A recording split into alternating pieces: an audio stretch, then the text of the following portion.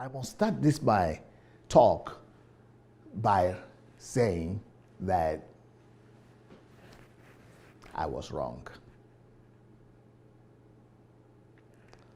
I was wrong about Obasanjo this time.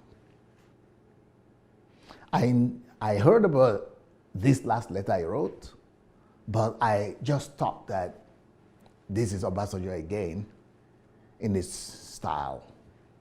And I just refused to read the letter, but I read the comments and what people are saying about the letter, but I didn't read the letter itself. So that is being prejudiced, and I was wrong. I thought that Obasanjo is just launching another attack. Well, I was again wrong. By even not reading the letter, I was wrong. And I suppose there are a lot of people in my shoes that are maybe supporters of Buhari, President Buhari, and therefore they don't take the opposition and Obasanjo in particular serious. Or some other people might not be supporters of Buhari necessarily, but they have some prejudice also against Obasanjo, so they will not take his letter seriously. I would like to start by saying I did that mistake, and I'm saying don't make that mistake. Go read that letter, and not just read the letter, but go study the letter. My journey to doing this video started by me deciding to read the letter for another purpose. I wanted to read the letter to do a video against Obasanjo because I wanted to talk about his hypocrisy. So in the process of preparing for that video, I decided to read this letter. And when I read this letter, I decided to confess of my fault and do this particular video to President. This video is actually to President Buhari. I see the need to side with Obasanjo this time.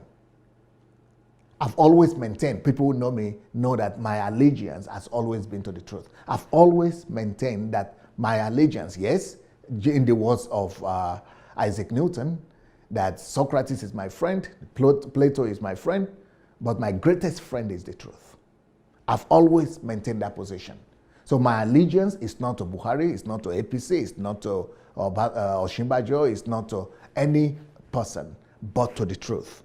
And when I see the truth, I recognize it. I would like to address President Buhari and his supporters, who always come out with an assault against anybody that says anything against the president or against his policies. People are, most of the reports that I've read concerning Obasanjo's letter from the side of APC members and supporters is more of defensive. So instead of being defensive, my question is, have you really read that letter?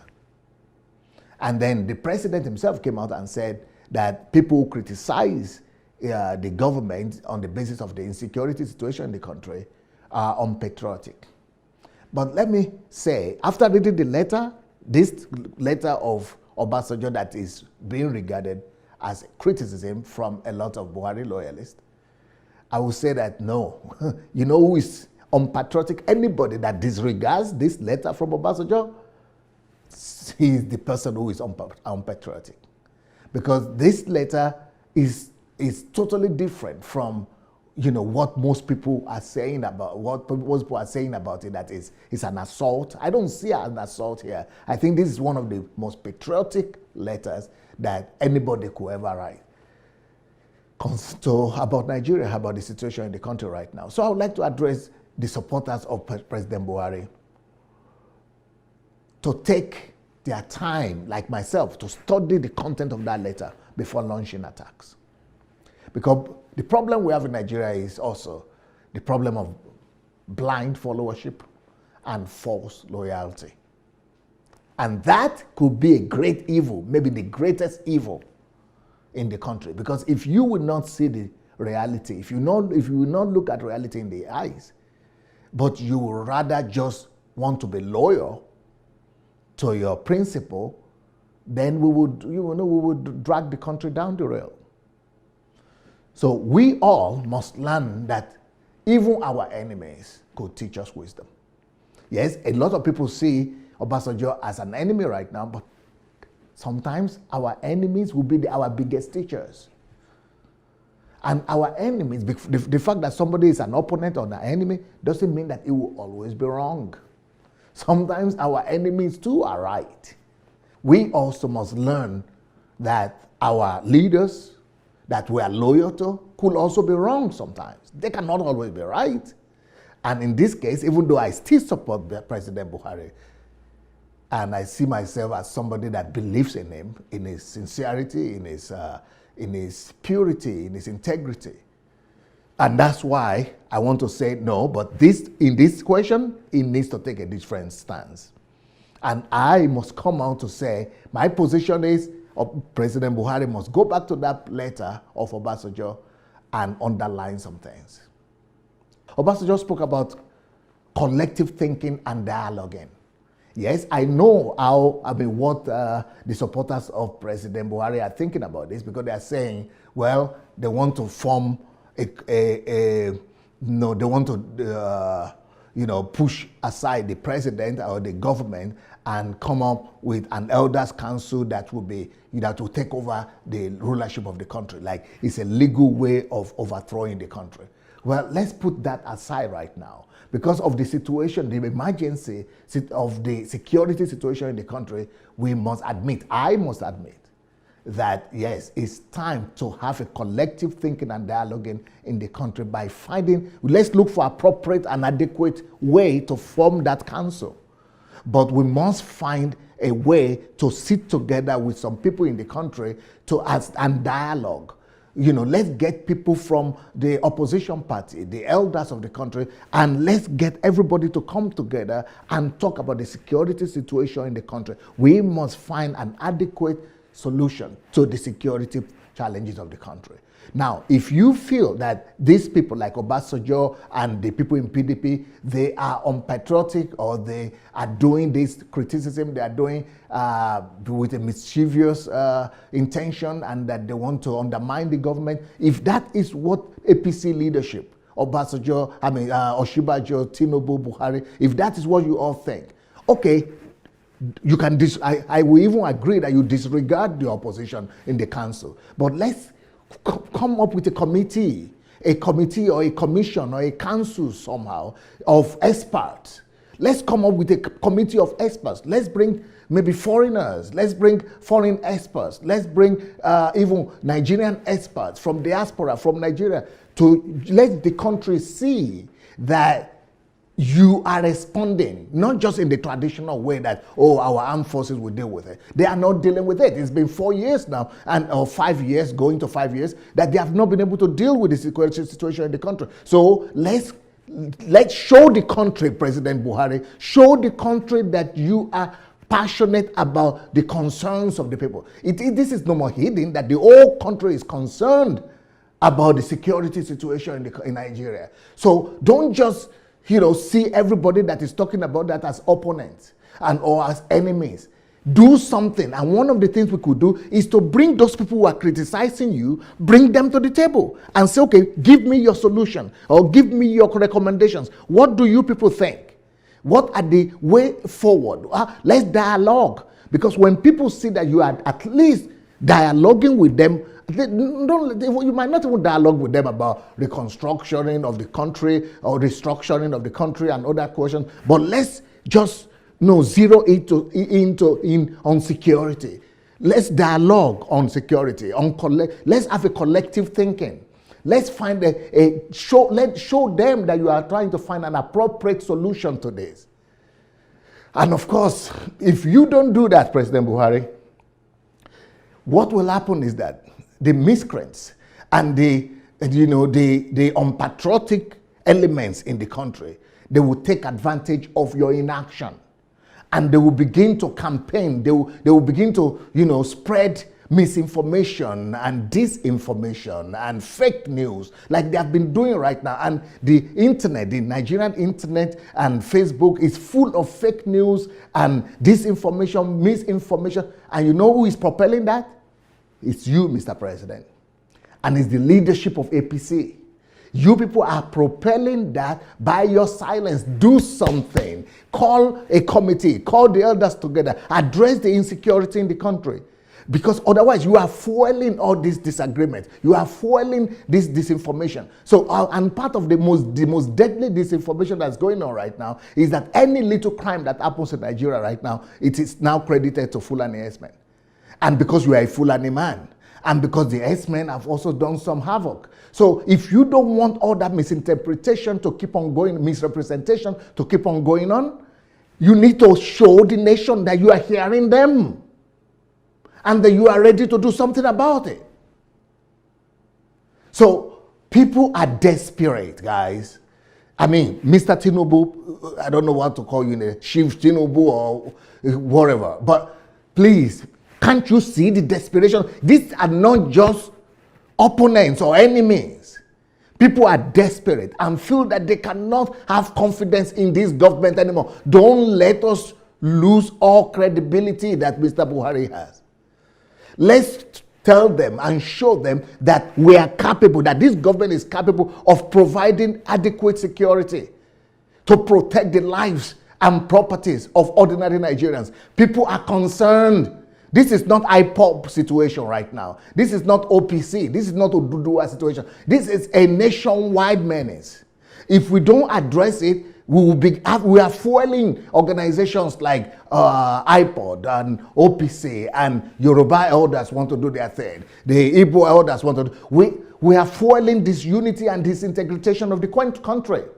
So President Buhari, I'm talking to you now as one of your loyal advocates.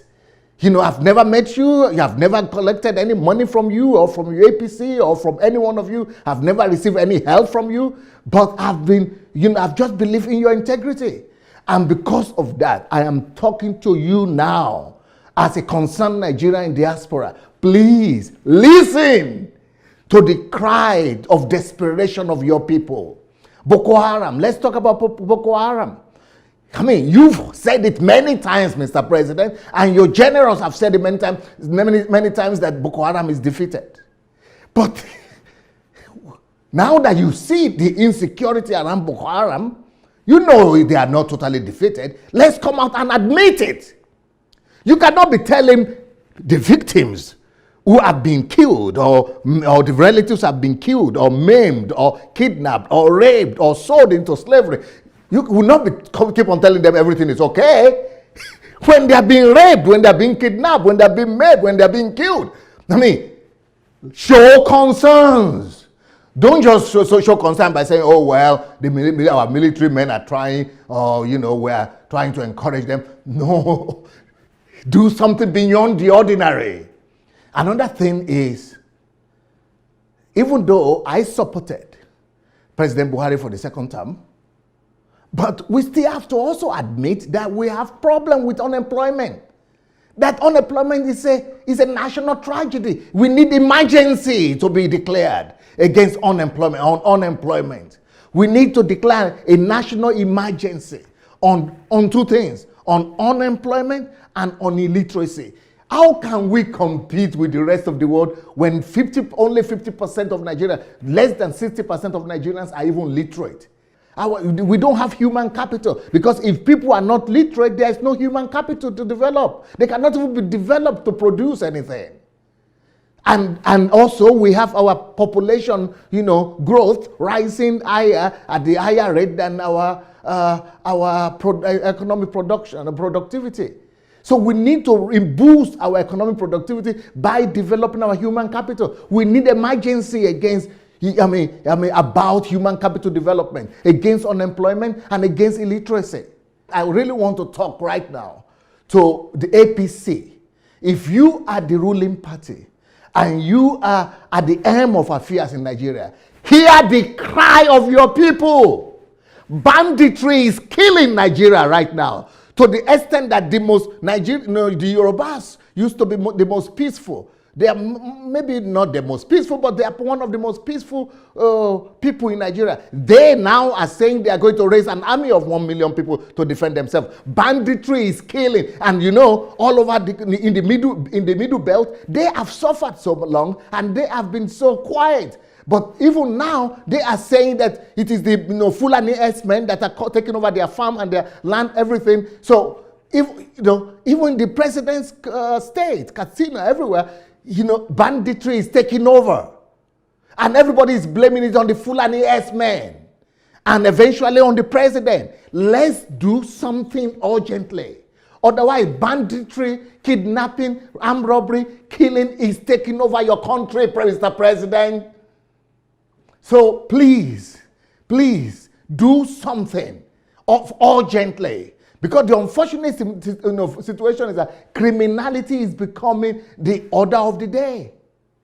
So please, let's do something. Mr. Tinubu, I speak to you. Have an emergency meeting now.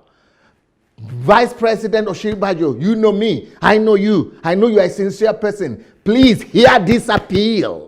Let's do something. Let's, just putting army in the highway is a good development. Put soldiers on the highways. But, let everybody know that you are hearing their cry and that you are not indifferent to their concerns. Our diversity is at stake right now. And our diversity is our strength. And these are the things that Obasanjo was talking about in his letter. I mean, if you are a Nigerian and you love the country, there is no way to fault that letter from Obasanjo. Yeah, he might have his own ulterior motive, I don't know, but what he wrote in the letter, if you love Nigeria, you will do something about it, guys. Because the diversity in Nigeria is at stake right now. The middle belt people are rising against the Fulanis. The Igbos have already made their own statements against the Fulani. The Yorubas are doing the same thing. The Northerners are doing the same thing. The country is falling apart because our diversity is actually our greatest and most important asset. We should really know how to, at least for the sake of, comforting and of, appealing to all the nationalities, all the other regions in the country that don't worry, we are working. At least show them you are working by getting their representatives to come and talk. Recently, I saw that the Oni of Ife went to see the president because of these concerns. Well, get him and other people, let's all come together to talk. If you people in APC don't respond to this, my appeal, if you don't respond to the cry of Nigerians, I assure you that there will be rain, like Obasanjo said, rain of destruction, violence, disaster, disunity all over Nigeria. And it could lead to civil war because we have people right now like Showore who have started a movement, beret, the orange beret or yellow beret, to call for revolution. What is revolution? Revolution means civil disorder. So if there is civil disorder plus banditry, the country will fall apart, guys. Wake up! Because the best option, the best thing that this might result in is military overthrow. That would be even the most peaceful, the most unharmful ending. But it could get worse than that. It could lead to Rwanda kind of situation, civil war. And we already fought civil war because the level of dissatisfaction and disaffection in the country is everywhere. That everybody is saying something. Please listen. Don't just call them enemies. Obasanjo used a statement in his letter. He said, an adage in his letter. He said, a stitch in time saves 9. Let's do something. Otherwise, I'm afraid there will be a reprisal attack against Fulanis. And right now, the people are already chasing Fulanis from their communities. And some of the Fulani leaders have also said all the Fulani people should leave their place, should leave the south and come to the north. Later on, they will say, Southerners should leave the north and go back. That could lead to another crisis. Don't just say disregard them. President Buhari, don't just disregard these things. It could lead to Hutu kind of situation like in Rwanda, it could lead to attacks against Fulani everywhere, which could end in pogroms, genocide, civil war, and God knows what. And if Nigeria scatters, it's going to affect the whole of Africa. It's going to affect the whole world. So, Mr. President, I am crying out, screaming out, because this is emergency. Please respond to the cry of your people.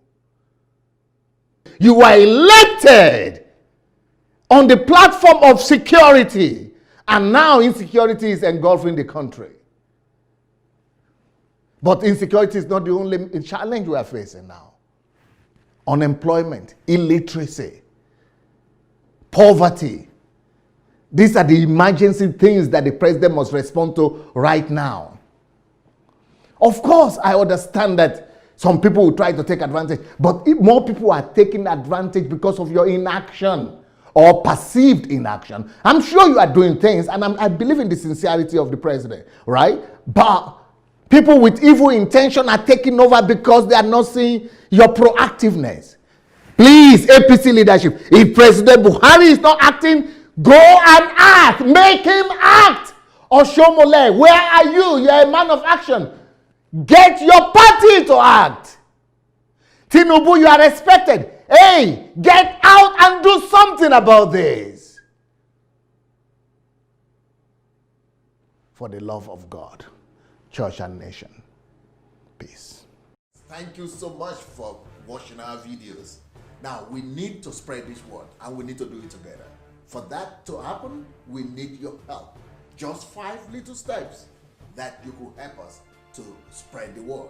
Number one thing we need you to do is to like the videos. Please go like this video right now. Number two, if you have not yet subscribed to our channel, please go ahead and subscribe to the channel. Number three, we need you to press and click on that notification bell. You see the bell? Go press on it. And number four, we need you to go comment. Write your comment, good or bad, just write what you feel. Number five, share on every platform. Share on Instagram, share on Facebook. Just share and spread the word. Thank you so much.